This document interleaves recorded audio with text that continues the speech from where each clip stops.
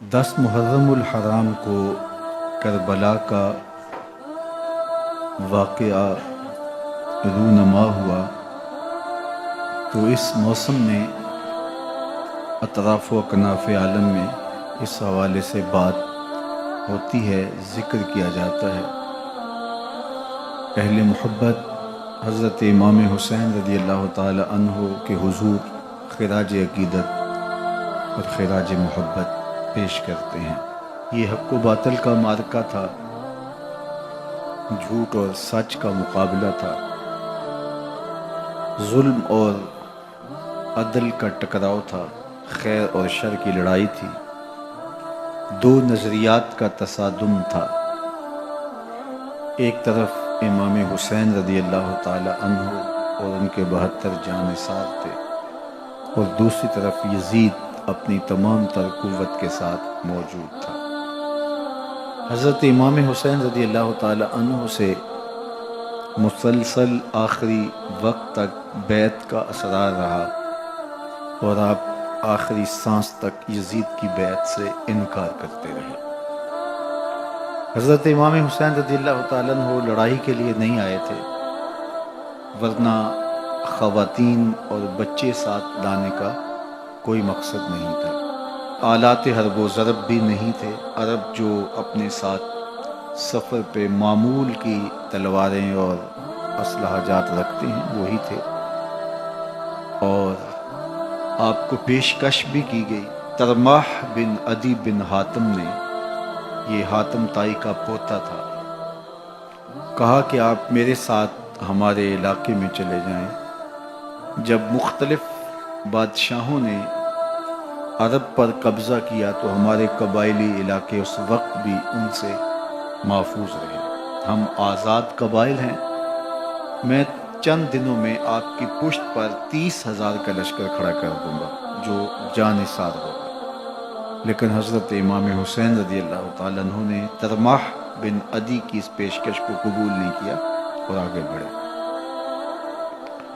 दश्ते नैनवा में, जिसे दश्ते करबला भी कहते हैं, हुर बिन यजीद रियाही 500 सवारों को साथ लेकर के हज़रत इमाम हुसैन को महसूर कर देता है और फिर यजीद का लश्कर वहाँ जमा होना शुरू हो जाता है। 22,000 या 30,000 का लश्कर इमाम हुसैन रज़ियल्लाहु ताला अन्हु के अतराफ में लगा दिया गया। 3 दिन तक इस खानवादे के लिए पानी बंद कर दिया गया। पानी के बगैर तो इंसान की ज़िंदगी मुअत्तल हो जाती है और 3 दिन की मुसलसल प्यास, और प्यास में बिलखते 6 माह के बच्चे, ख़वातीन और बूढ़े। लेकिन अजीमत की राहों के ये मुसाफिर किसी सूरत भी यजीद से बैत करने पे आमादा न हुए। ये एक हीला था कि पानी बंद करेंगे, बच्चे बिलकेंगे, ख़वातीन बेचैन हो जाएंगी तो ये मजबूर कर दिए जाएंगे। लेकिन कहा तुम जो करना है करो। ये बात तयशुदा है कि हम यजीद से बैत नहीं करेंगे। फिर 3 माह पानी बंद करने के बाद हज़रत इमाम हुसैन रज़ियल्लाहु ताला अन्हु और उनके ख़ानदान को जिस तरह ज़बह किया गया, ये एक दर्दनाक कहानी है। 72 अफराद करबला में शहीद कर दिए गए। अहले हक़ का ये काफ़िला भूख और प्यास से निढाल था, लेकिन अजीमत की राहों का ये मुसाफिर सरनगू नहीं हुआ और यजीद के हाथ पे बैत नहीं की।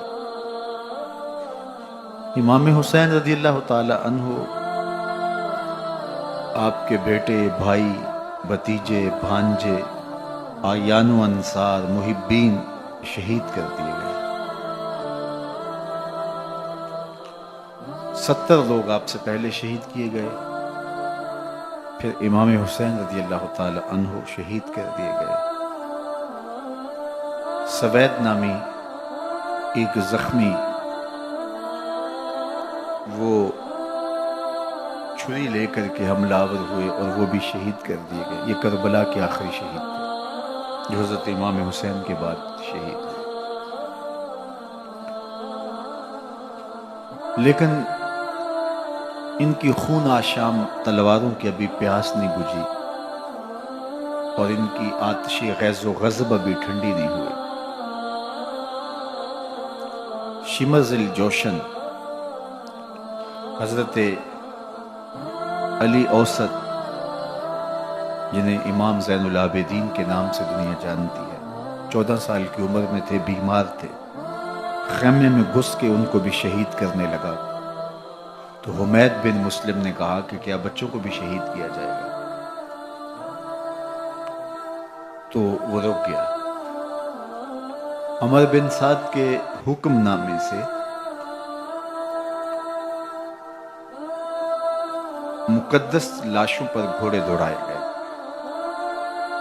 حتیٰ کہ ان کی ہڈیاں چور چور ہو گئی اور شہیدوں کے سر نیزوں پہ چڑھا دیے گئے. حسین ابن علی اور ان کے آیان و انصار کاٹ دیے گئے. فتح کے نقارے بجے، جشن منائے گئے اور یہ قافلہ کربلا سے کوفے کی جانب روانہ ہوا.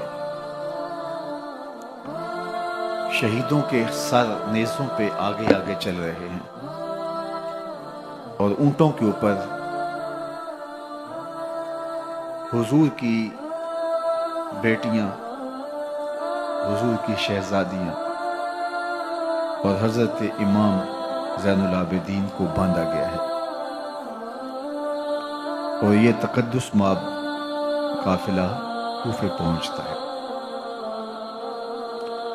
ابن زیاد بہت خوش تھا کہ جیسے اس نے کوئی بہت بڑا کام کر لیا ہو.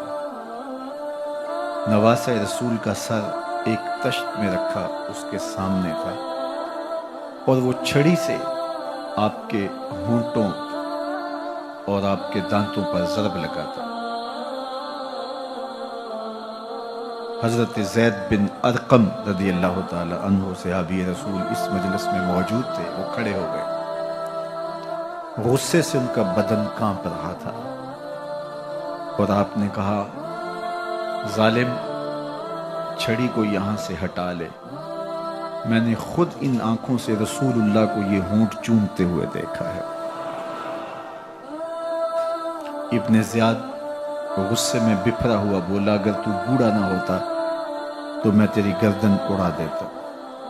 حضرت زید بن ارقم روتے ہوئے دربار سے باہر نکلے اور ساتھ اہل کوفہ کو مخاطب کر کے کہا کہ اہل کوفہ، تم نے حسین ابن علی کو شہید کر دیا اور ابن مرجانہ کے غلام بن گئے. حضرت زینب سلام اللہ علیہا ایک کونے میں بیٹھی تھی، پرانے کپڑوں میں ملبوس. ایک وہ وقت بھی تھا کہ سیدہ زینب سلام اللہ علیہا جب کوفے میں آئیں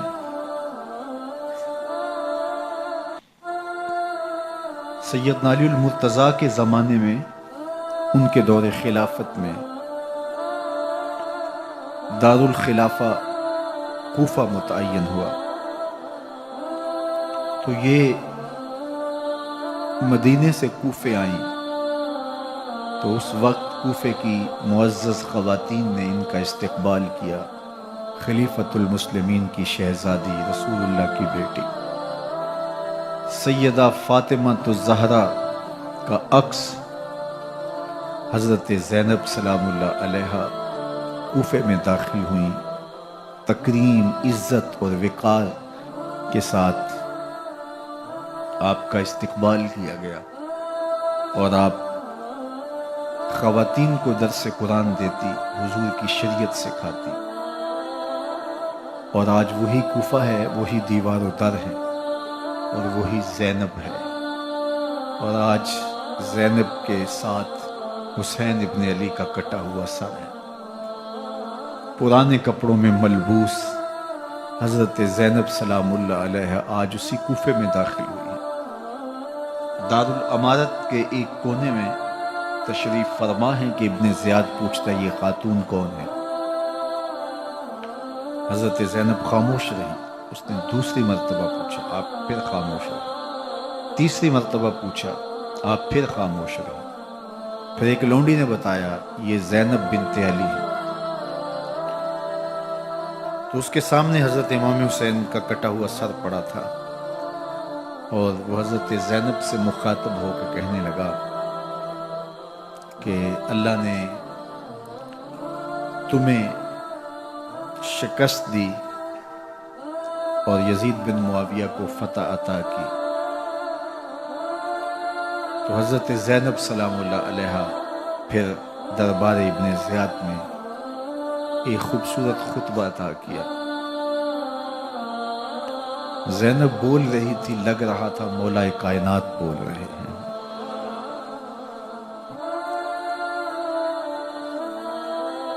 یہ خطبہ بامر مجبوری تھا، ابن زیاد کی خرافات کا جواب تھا۔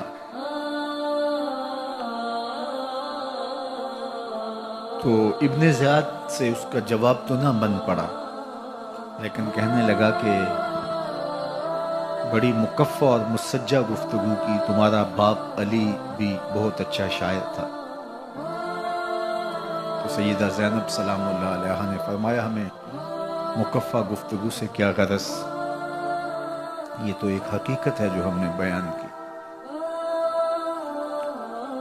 تو حضرت علی اوسط امام زین العابدین بھی پاس تھے، تو دیکھ کر کے کہنے لگا کہ یہ لڑکا کون ہے؟ فرمایا میں علی بن حسین ہوں۔ تو کہا کہ انہیں تو قتل کر دیا گیا۔ کہا وہ میرے بھائی تھے اور ان کا نام بھی علی تھا، میرا نام بھی علی ہے۔ تو اس نے کہا کہ اس لڑکے کو لے جاؤ اور قتل کر دو۔ حضرت زینب علی اوسط امام زین العابدین کے ساتھ چمٹ گئی اور کہا کہ اگر تم اسے قتل کرو گے تو اس کے ساتھ مجھے بھی قتل کرنا ہوگا۔ تو ابن زیاد کہنے لگا کہ یہ عورت سچ کہتی ہے، واقعی اس کے جذبات یہی ہیں۔ اور الصلاۃ جامعہ کی پکار کے ساتھ مسجد کوفہ میں آ گیا۔ کوفے کے لوگ سارے ابن زیاد کے سامنے تھے۔ امام حسین کا کٹا ہوا سر ابن زیاد کے سامنے تھا، اور اس نے کہا کہ اللہ نے یزید بن معاویہ کو فتح دی اور کذاب ابن کذاب معاذ اللہ حسین ابن علی کو شکست دی۔ جب اس نے یہ بات کہی تو عبداللہ بن عفیف الازدی رضی اللہ تعالی عنہ موجود تھے، وہ کھڑے ہو گئے۔ غصے سے ان کا بدن کانپ رہا تھا، اور آپ نے پوری ہمت کے ساتھ ابن زیاد کو جواب دیتے ہوئے کہا، ظالم، حسین سچا، حسین کا باپ بھی سچا، تو جھوٹا، تیرا باپ بھی جھوٹا، جس نے تجھے امیر بنایا وہ بھی جھوٹا۔ تو ابن زیاد نے جب اپنے بارے عبداللہ بن عفیف سے یہ بات سنی تو اس نے حکم دیا کہ ان کا سر کاٹ دیا جائے، اور پھر حضرت عبداللہ ابن عفیف رضی اللہ تعالی عنہ کو شہید کیا گیا اور ان کی لاش کو سولی چڑھا دیا گیا۔ حق کی راہ کے یہ مسافر اپنی جان کس طرح راہ خدا میں سپرد کر رہے تھے۔ اہل کوفہ سہمے ہوئے، ڈرے ہوئے ابن زیاد کے دربار میں بیٹھے تھے، اور امام حسین رضی اللہ تعالی عنہ کے قتل کا، ان کی شہادت کا انہیں دکھ تو تھا، لیکن ان کے اندر ہمت، طاقت اور توانائی نہیں تھی۔ ان کی تلواریں یزید کے ساتھ رہیں اور دل امام حسین رضی اللہ تعالی عنہ کے ساتھ رکھنے کی بات کرتے تھے۔ پھر یہ قافلہ کوفہ سے چلتے چلتے دمشق کی جانب عازم سفر ہوا۔ ایک اونٹ پہ تین لوگوں کو سوار کیا گیا تھا۔ امام زین العابدین کو سوار بھی کیا گیا اور بدن پر زنجیریں بھی باندھی گئی، جکڑ کر کے سواری پہ بٹھایا گیا۔ اللہ اکبر! جہاں جہاں سے یہ لوگ گزرتے، لوگوں کو ان کی حالت پہ رحم آتا۔ بہت سارے لوگ نہیں جانتے تھے یہ کون ہے۔ عمومی طور پہ راستوں میں یہی بتایا گیا کہ کچھ باغی لوگ ہیں جنہوں نے حکومت سے بغاوت کی، تو ان کے کیفر کردار تک پہنچا دیا گیا۔ راستے میں ایک گرجا گھر آیا اور وہاں یہ لوگ رات رکتے ہیں۔ گرجا گھر کی دیوار پہ لکھا ہوا تھا: اترجو امت قتلت حسین شفاعت جدہ یوم الحساب۔ کیا وہ امت جنہوں نے حسین ابن علی کو شہید کیا قیامت کے دن انہی کے نانے سے شفاعت مانگیں گے؟ کس منہ سے شفاعت طلب کریں گے؟ اسی حسین ابن علی کے نانا سے، جن کے بیٹے کو، جن کے شہزادے کو، نواسے کو ان لوگوں نے شہید کیا۔ جب یہ تقدس مآب قافلہ دمشق پہنچا تو راستے میں ایک شخص قرآن مجید کی تلاوت کر رہا تھا، اپنے مکان کی چھت پہ بیٹھ کے تلاوت کر رہا تھا، اور یہ قافلہ اس طرح سے گزر رہا تھا کہ شہیدوں کے کٹے ہوئے سر نیزوں کی نوک پہ تھے، اور عصمت شیار خواتین اور امام زین العابدین اونٹوں پہ بندھے ہوئے تھے۔ تو پڑھنے والا تلاوت کر رہا تھا کہ کہف اور رقیم یہ ہماری نشانیوں میں سے بڑی عجیب نشانیاں ہیں۔ تو جب وہ پڑھ رہا تھا تو سر حسین سے آواز آئی: یا تالی القرآن، اے قرآن پڑھنے والا، اصحاب کہف سے زیادہ عجیب قتلی و حملی، میرا قتل کرنا اور نیزے کی نوک پہ چڑھایا جانا۔ یہ قافلہ یزید کے دربار میں پہنچتا ہے۔ یزید بہت خوش ہوا اور اس نے حضرت امام زین العابدین رضی اللہ تعالیٰ عنہ سے کہا کہ تمہارے باپ نے میری حکومت کے خلاف بغاوت کی اور وہ اپنے انجام کو پہنچے۔ تو آپ نے جواب میں قرآن مجید کی آیات کی تلاوت کی اور اہل بیت کے مناقب اور فضائل بیان کیے۔ سیدہ زینب سلام اللہ علیہ کا ایک خطبہ اہل بیت کی عظمت، مناقب اور فضائل میں یزید کے دربار میں اپنی انوکھی اور البیلی شان رکھتا ہے۔ یزید پہلے تو خوش ہوا، لیکن جب اس نے لوگوں کے چہرے دیکھے تو وہ پریشان ہو گیا، حتیٰ کہ یزید کے دربار میں ایک عیسائی سفیر آیا ہوا تھا، تو اس نے جب کٹے ہوئے سر دیکھے اور خستہ حال سادات کی شہزادیوں کو دیکھا تو اس نے کہا یہ کون لوگ ہیں؟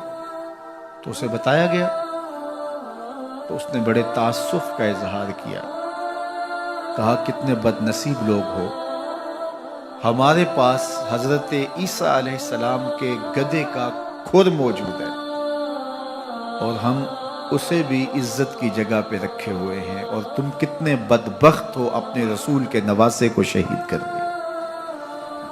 بے مروت بے وفا تیرا بھی کیا افسانہ ہے، جس نے اپنی ہی شمع کو گل کیا تو وہ پروانہ ہے۔ تو یزید نے جب لوگوں کے تیور دیکھے اور بدلتے ہوئے حالات دیکھے تو اس نے تعصف کا اظہار کیا اور کہا اللہ برا کرے ابن زیاد کا، وہ امام حسین کو میرے تک پہنچنے دیتا تو میں ان سے اچھا معاملہ کر لیتا۔ کچھ لوگ اس سے یزید کو بری الذمہ قرار دینے کی کوشش کرتے ہیں، لیکن یزید کے اپنے حکم سے سب کچھ ہوا۔ ابن اسیر نے لکھا ہے کہ جب یزید مرا تو ابن زیاد دمشق آ رہا تھا، اس کے ساتھ مسافر بن شریح بھی تھا، تو اچانک وہ کچھ سوچنے لگا۔ تو مسافر بن شریح نے کہا کہ ابن زیاد میں تمہیں بتاؤں تم کیا سوچ رہے ہو؟ کہا بتاؤ۔ کہا تم یہ سوچ رہے ہو کہ میں نے نواسہ رسول کو شہید کیوں کیا؟ تو کہنے لگا کہ یہ مجھے یزید کا حکم تھا، اور اگر میں نواسہ رسول کو شہید نہ کرتا تو وہ مجھے قتل کر دیتا۔ اور جب مسلم بن عقبہ کو مدینہ المنورہ کی حرمت کو پامال کرنے کے لیے اور حضرت عبداللہ ابن زبیر رضی اللہ تعالیٰ عنہ کی خلافت کے اعلان کے بعد مکہ المکرمہ پر حملے کے لیے جو یزید نے بھیجا، تو اس سے قبل اس نے ابن زیاد کو کہا کہ یہ کام تم کرو۔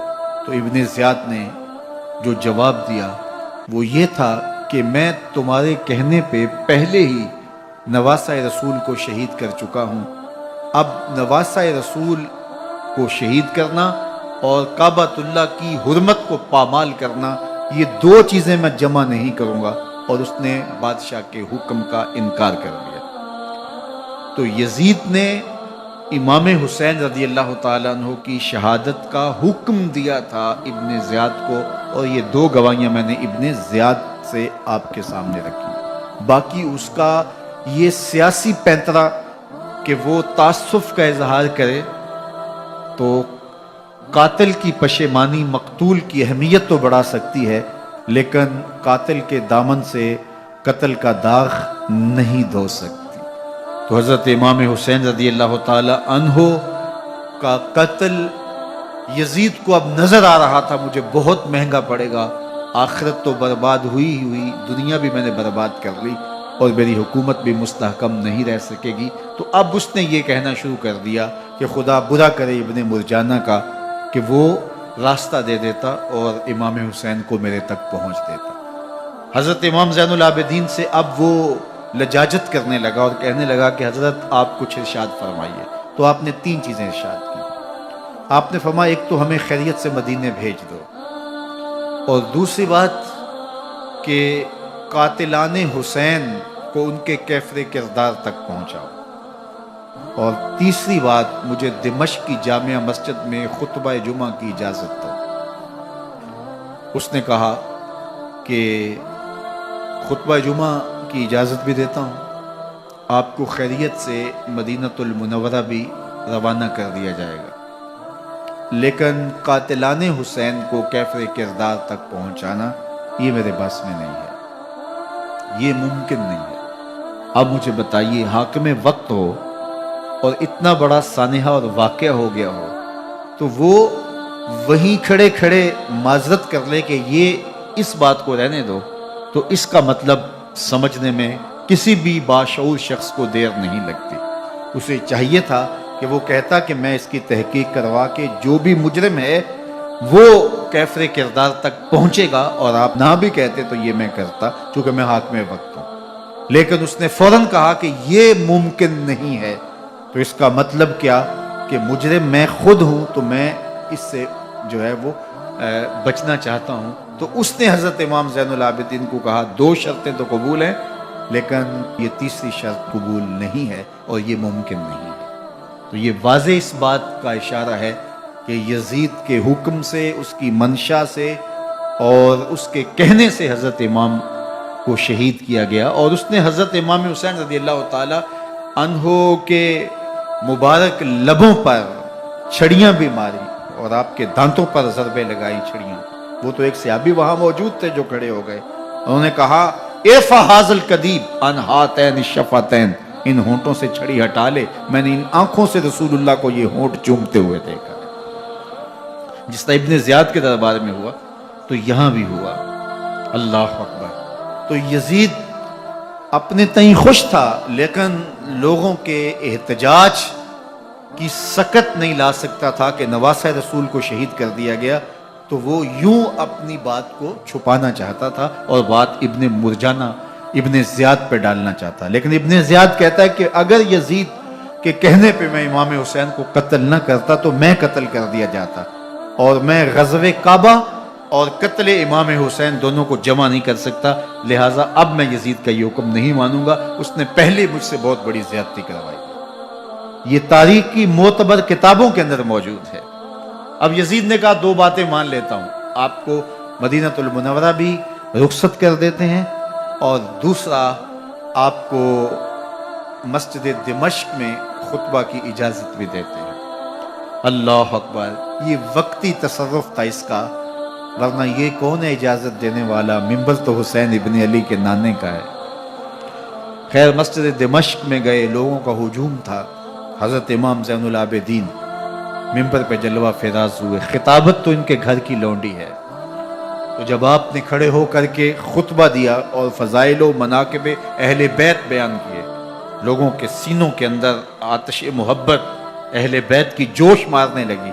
یزید ڈر گیا کہ اگر کچھ دیر خطبہ جاری رہا تو کہیں ایسا نہ ہو کہ لوگ میرے خلاف اٹھ کھڑے ہوں، تو اس نے مؤذن کو اشارہ کیا اور وہ اذان دینے لگا، تو اس نے کہا اللہ اکبر اللہ اکبر، تو حضرت امام زین العابدین نے کہا اس میں کوئی شک نہیں کہ اللہ سب سے بڑا ہے۔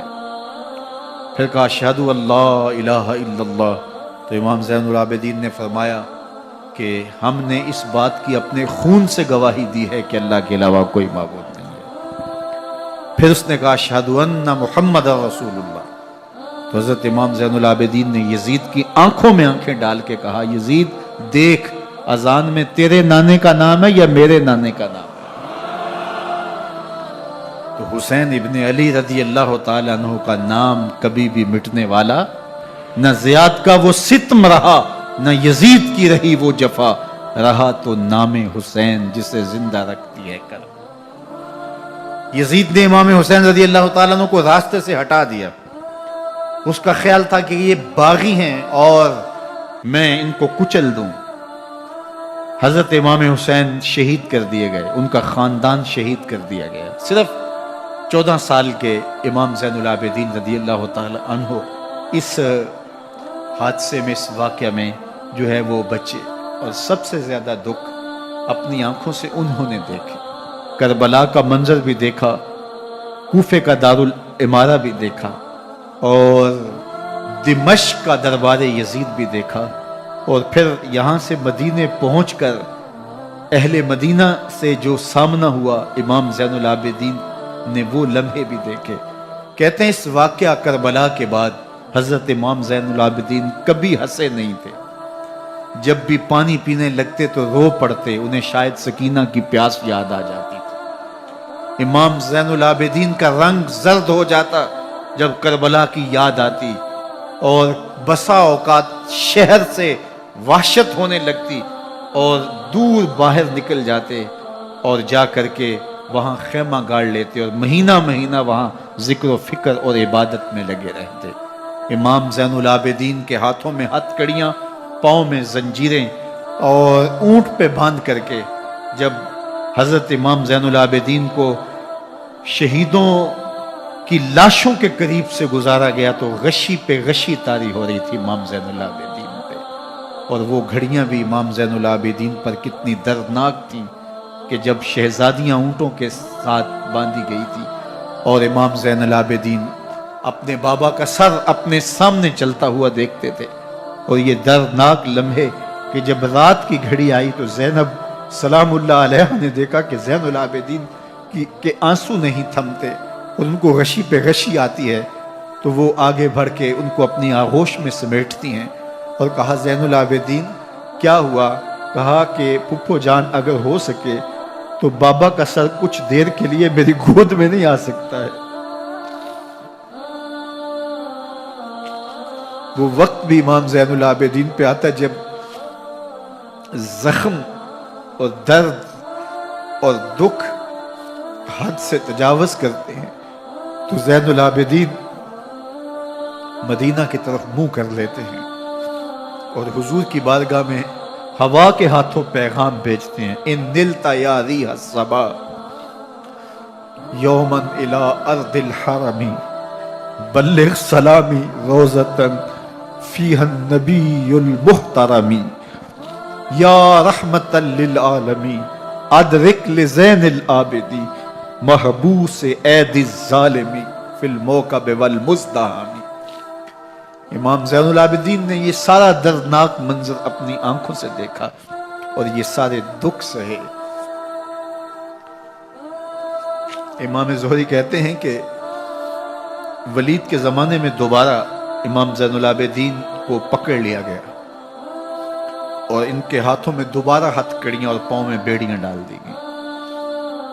मैं मिलने गया तो जो ही इमाम के हाथों में हथकड़ियाँ देखी तो मेरा दिल डोलने लगा और मेरी आवाज़ गले में दब गई और आंसू थे कि थमते नहीं थे। तो इमाम ज़ैनुल आबिदीन ने मुझे देखा तो मुझे तसल्ली देते हुए कहा, ज़ुहरी क्या हुआ तुम्हें? तो मैंने कहा, हजरत करबला में थोड़े दुख देखे थे और अब ये हालत मुझसे देखी नहीं जा रही।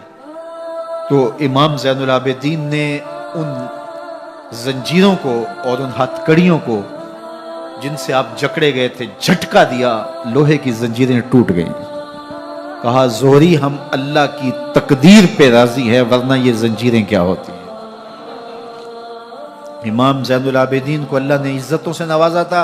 हर दौर के हाकिम वक्त डरते थे और उनकी इज्जत से हसद करते थे। वलीद बिन अब्दुल मलिक बनु उमैया का बड़ा तगड़ा हुक्मरान गुजरा है।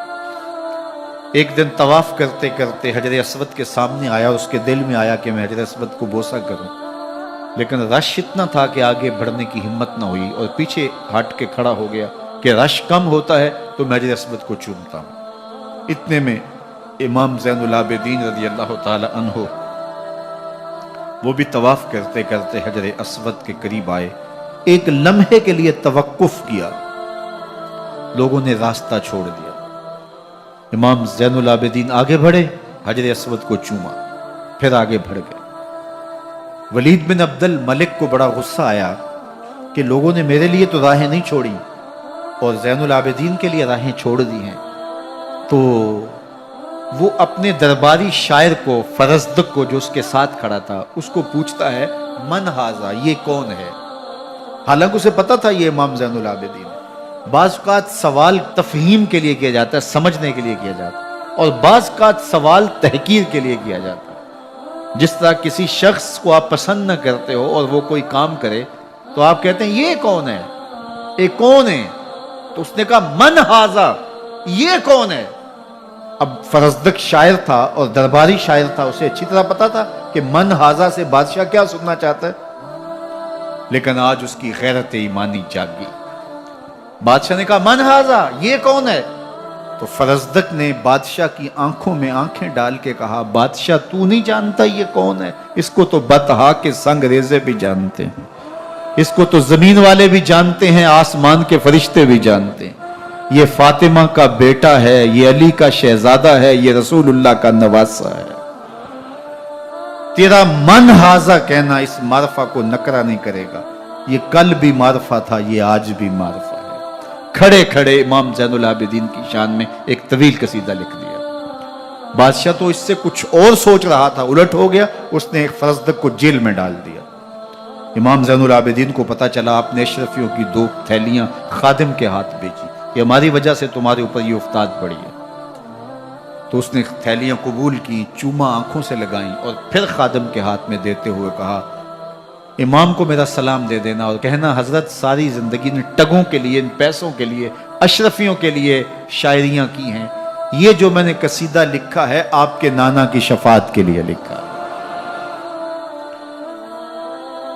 जो दिलों को फतह कर ले वही फातिह जमाना। इमाम हुसैन को तो काट दिया गया ना, इसलिए काट दिया गया कि ये हमारी हुकूमत से बगावत कर रहे हैं। उन्होंने ये कहा, बहाना ये बनाया, नज़्मे हुकूमत में ये मुखिल हो रहे हैं, लिहाजा उन्हें शहीद कर दिया गया। ना सिर्फ उन्हें शहीद किया गया, सर काटे गए, नेज़ों की नोक पे चढ़ाए गए, लाशों पे घोड़े दौड़ाए गए। क्या क्या जुल्म था, क्या क्या जबर था जो रवा नहीं रखा गया।